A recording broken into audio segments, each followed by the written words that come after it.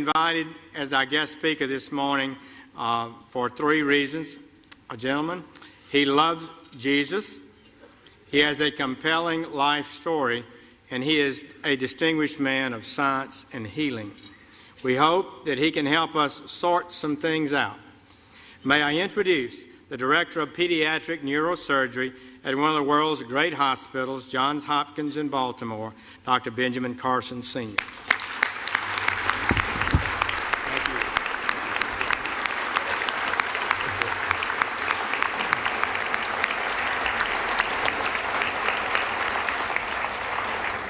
Thank you so much, Mr. President, Mr. Vice President, Mrs. Obama, distinguished guests, which includes everybody. Thank you so much for this wonderful honor to be at the stage again. I was here 16 years ago, and the fact that they've invited me back means that I didn't offend too many people. So that was great. I want to start by reading four texts, which will put into context what I'm going to say. Proverbs 11:9. With his mouth, the godless destroys his neighbor, but through knowledge the righteous escape. Proverbs 11:12. A man who lacks judgment derides his neighbor, but a man of understanding holds his tongue. Proverbs 11:25. A generous man will prosper. He who refreshes others will himself be refreshed. And 2 Chronicles 7:14, if my people who are called by my name will humble themselves and pray and seek my face and turn from their wicked ways, then will I hear from heaven and will forgive their sins and heal their land. You know, I have an opportunity to speak in a lot of venues. This is my fourth speech this week. And I have an opportunity to talk to a lot of people. And I've been asking people, what concerns you? What are you most concerned about in terms of the spirituality and the direction of our nation and our world? And I've talked to very prominent Democrats, very prominent Republicans. And I was surprised by the uniformity of their answers. And those have informed my comments this morning. Now, it's not my intention to offend anyone. I have discovered, however, in recent years that it's very difficult to speak to a large group of people these days and not offend someone. And people walk around with their feelings on their shoulders waiting for you to say something. Did you hear that? And they can't hear anything else you say. The PC police are out in force at all times. I remember once I was talking to a group about the difference between a human brain and a dog's brain. And a man got offended. He said, you can't talk about dogs like that. But, you know, people just focus in on that, completely miss the point of what you're saying. And we've reached a point where people are afraid to actually talk about what they want to say because somebody might be offended. People are afraid to say Merry Christmas at Christmas time. It doesn't matter whether the person you're talking to is Jewish or, you know, whether they're any religion. That's a salutation, a greeting of goodwill. We've got to get over this sensitivity, you know, and it keeps people from saying what they really believe. You know, I'm reminded of a very successful young businessman, and he loved to buy his mother these exotic gifts for Mother's Day, and he ran out of ideas, and then he ran across these birds. These birds were cool. You know, they cost $5,000 a piece. They could dance, they could sing, they could talk. He was so excited he bought two of them. Sent them to his mother, couldn't wait to call her up on Mother's Day. Mother, what'd you think of those birds? And she said, they was good. He said, no, Mother, you didn't eat those birds. Those birds cost $5,000 a piece. They could dance, they could sing, they could talk. And she said, well, they should have said something. And you know, that's where we end up too if we don't speak up for what we believe. And you know what we need to do.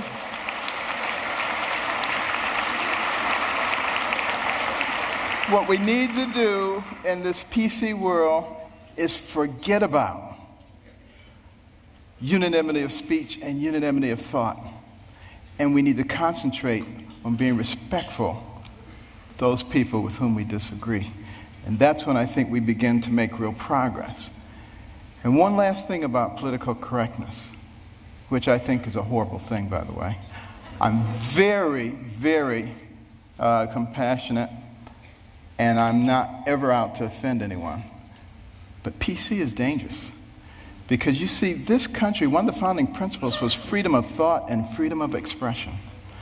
And it muffles people. It puts a muzzle on them. And at the same time, keeps people from discussing important issues while the fabric of their society is being changed. And we cannot fall for that trick. And what we need to do is start talking about things that are important, things that were important in the development of our nation. Well, one of those things was education. I'm very passionate about education because it's made such a big difference in my life. But here we are at a time in the world, the information age, the age of technology. And yet, 30% of people who enter high school in this country do not graduate. 44% of people who start a 4-year college program do not finish it in 4 years. What is that about? Think back to a darker time in our history, 200 years ago when slavery was going on. It was illegal to educate a slave, particularly to teach him to read. Why do you think that was? Because when you educate a man, you liberate a man. And there I was as a youngster, placing myself in the same situation that a horrible institution did because I wasn't taking advantage of the education. I was a horrible student. Most of my classmates thought I was the stupidest person in the world. They called me dummy. I was the butt of all the jokes. Now, admittedly, it was a bad environment. Single parent home. You know, my mother and father had gotten divorced early on. My mother got married when she was 13. She was one of 24 children. Had a horrible life. Discovered that her husband was a bigamist. Had another family. And she only had a 3rd grade education. She had to take care of us. Dire poverty. Had a horrible temper, poor self-esteem. All the things that you think would preclude success. But I had something very important. I had a mother who believed in me. And I had a mother who would never allow herself to be a victim, no matter what happened. Never made excuses, and she never accepted an excuse from us. And if we ever came up with an excuse, she always said, "Do you have a brain?" And if the answer was yes, then she said, then you could have thought your way out of it. It doesn't matter what John or Susan or Mary or anybody else did or said. And it was the most important thing she did for my brother and myself. Because if you don't accept excuses, pretty soon people stop giving them and they start looking for solutions. And that is a critical issue when it comes to success. Well, you know, we did live in dire poverty. And one of the things that I hated was poverty. You know, some people hate spiders, some people hate snakes. I hated poverty. I couldn't stand it. And, but, you know, my mother couldn't stand the fact that we were doing poorly in school. And she prayed and she asked God to give her wisdom. What could she do to get her young sons to understand the importance of developing their minds so that they can control their own lives? And you know what? God gave her the wisdom. At least in her opinion. My brother and I didn't think it was that wise.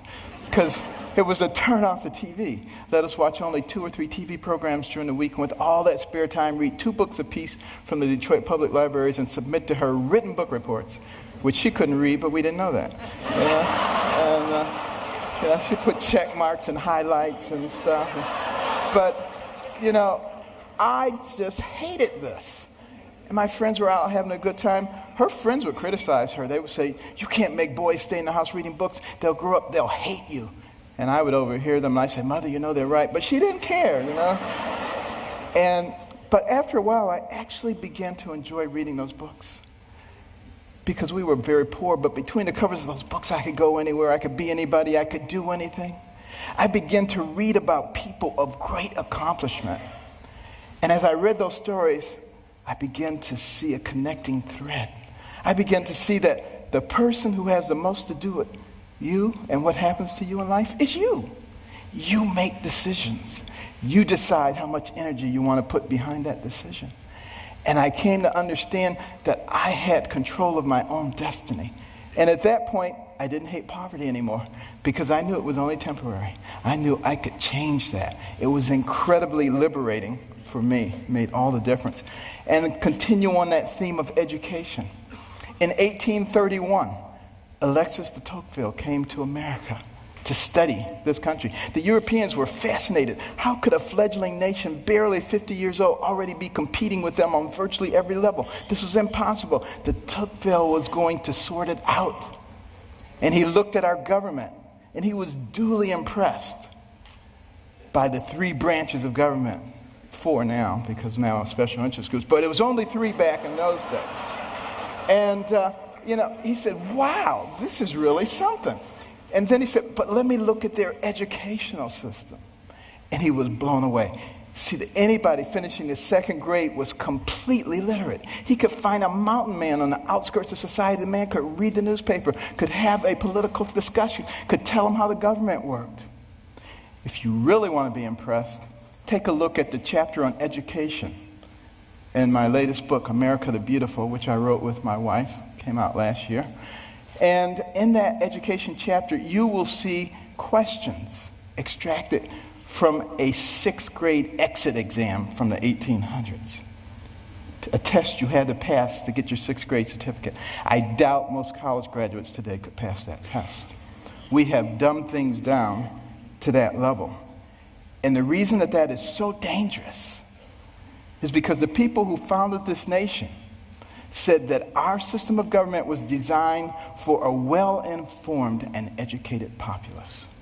And when they become less informed, they become vulnerable. Think about that. Our system of government, and that's why the education is so vitally important. Now, some people say, you're overblowing it, things aren't that bad. And you're a doctor, a neurosurgeon. Why are you concerned about these things? I've got news for you. 5 doctors signed the Declaration of Independence.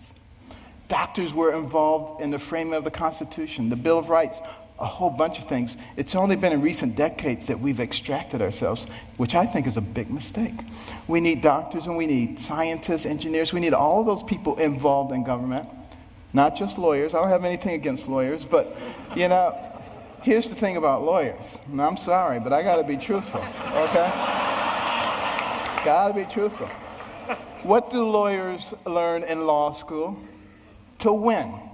By hook or by crook, you got to win. So you got all these Democrat lawyers and you got all these Republican lawyers, and their side wants to win. We need to get rid of that. What we need to start thinking about is how do we solve problems?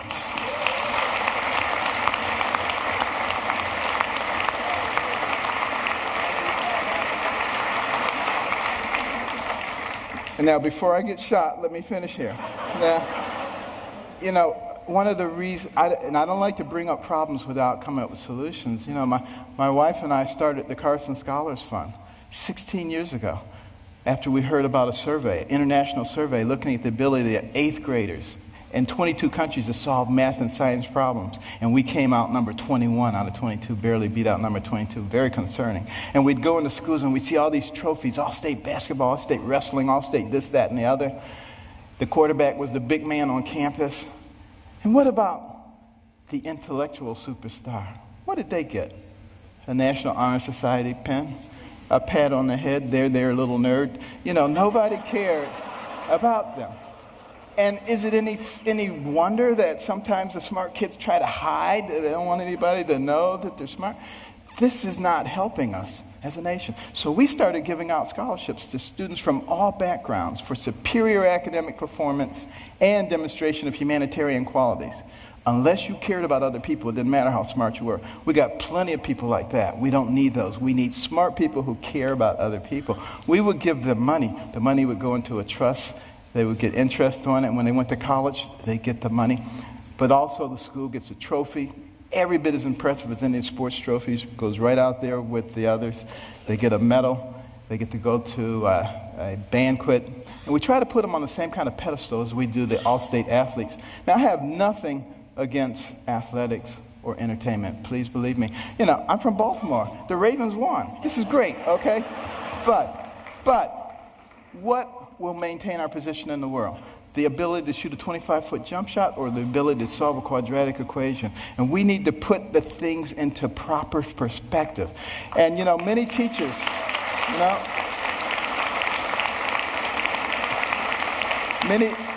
many teachers have told us when we put a Carson scholar in their classroom, the GPA of the whole class goes up over the next year. And it's been very gratifying. We started 16 years ago with 25 scholarships in Maryland. Now we've given out more than 5,000, and we're in all 50 states. But we also put in reading rooms. These are fascinating places that no little kid could possibly pass up. And they get points for the amount of time they spend in their reading, the number of books that they read, and they can trade them in for prizes. In the beginning, they do it for the prizes, but it doesn't take long before their academic performance begins to improve. And we particularly target Title I schools where kids come from homes with no books and they go to schools with no libraries. Those are the ones who drop out. And we need to truncate that process early on because we can't afford to waste any of those young people. You know, for every one of those people that we keep from going down that path of self-destruction and mediocrity, that's one less person you have to protect yourself and your family from. One less person you have to pay for in the penal or the welfare system. One more tax-paying, productive member of society who may invent a new energy source or come up with a cure for cancer. They're all important to us, and we need every single one of them. It makes a difference.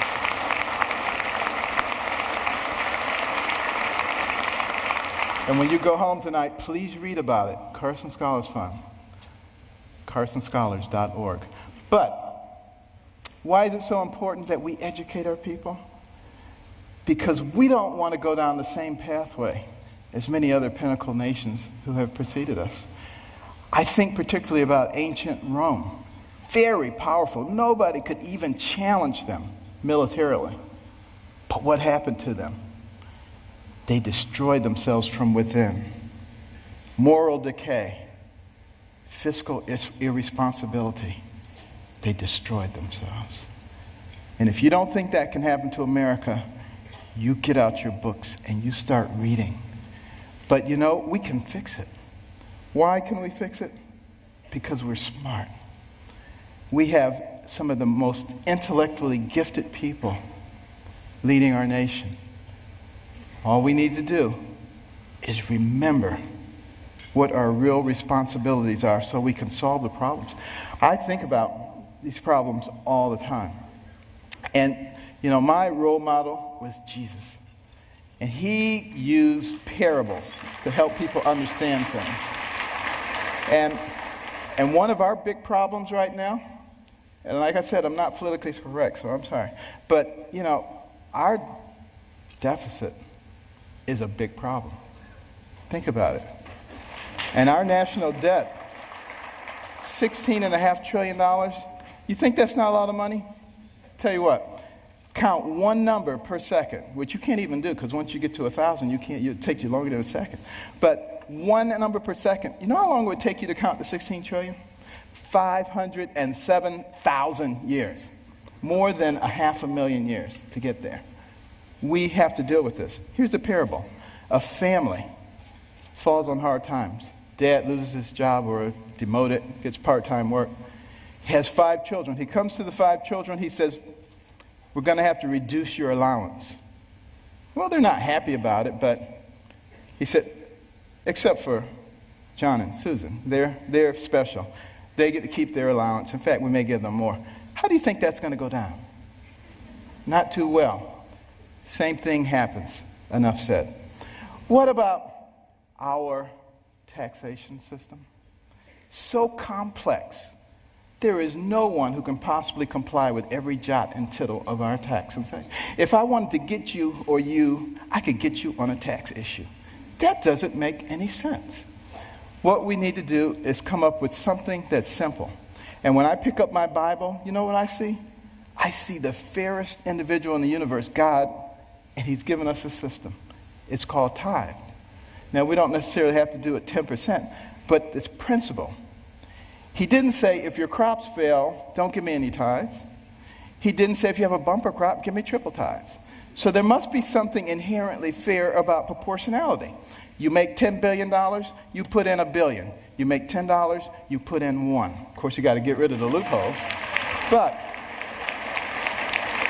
now some people say, well, that's not fair because it doesn't hurt the guy who made $10 billion as much as the guy who made 10. Where does it say you have to hurt the guy? He just put $1 billion in the pot. We don't need to hurt him. It's that kind of thinking. It's that kind of thinking that has resulted in 602 banks in the Cayman Islands. That money needs to be back here, building our infrastructure and creating jobs. And we're smart enough to figure out how to do that. We've already started down the path of solving one of the other big problems, healthcare. We need to have good healthcare for everybody. It's the most important thing that a person can have. Money means nothing, titles means nothing when you don't have your health. But we got to figure out efficient ways to do it. We spend a lot of money on healthcare, twice as much per capita as anybody else in the world, and yet not very efficient. What can we do? Here's my solution. When the person is born, give them a birth certificate, an electronic medical record, and a health savings account, to which money can be contributed pre-tax from the time you're born to the time you die. When you die, you can pass it on to your family members so that when you're 85 years old and you got 6 diseases, you're not trying to spend up everything. You're happy to pass it on, and there's nobody talking about death panels. That's number one. And also, for the people who are indigent, who don't have any money, we can make contributions to their HSA each month because we already have this huge pot of money. Instead of sending it to some bureaucracy, let's put it in their HSAs. Now they have some control over their own health care. And what do you think they're going to do? They're going to learn very quickly how to be responsible. When Mr. Jones gets that diabetic foot ulcer, he's not going to the emergency room and blowing a big chunk of it. He's going to go to the clinic. He learns that very quickly. Gets the same treatment. In the emergency room, they send him out. In the clinic, they say, now let's get your diabetes under control so you're not back here in 3 weeks with another problem. That's how we begin to solve these kinds of problems. It's much more complex than that, and I don't have time to go into it all, but we can do all of these things because we're smart people. And let me just begin to close here by another parable. Sea captain, and he's out on the sea near the area where the Titanic went down. And they look ahead and there's a bright light right there. Another ship, he figures. And he tells his signaler, signal that ship, deviate 10 degrees to the south. Back comes the message. No, you deviate 10 degrees to the north. Well, he's a little bit incensed, He says, send a message. This is Captain Johnson. Deviate 10 degrees to the north. Back comes the message. This is Ensign 4th Class Riley. Deviate 10 degrees to the south. Now he's really upset. He says, send him a message. This is a naval destroyer. Back comes the message. This is a lighthouse.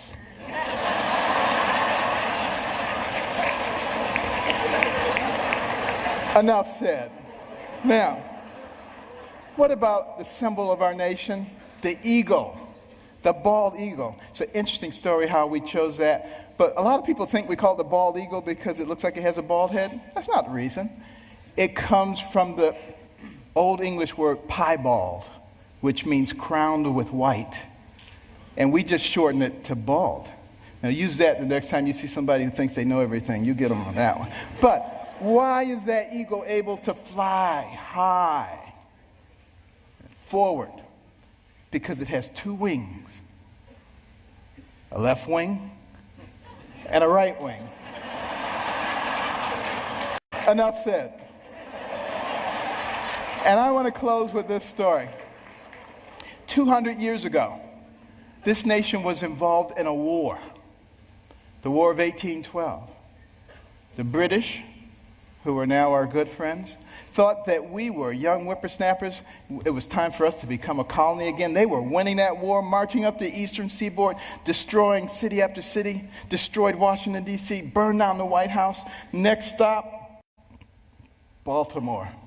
As they came into the Chesapeake Bay, that armada of ships, warships, as far as the eye could see, it was looking grim. Fort McHenry standing right there. General Armistead, who was in charge of Fort McHenry, had a large American flag commissioned to fly in front of the fort.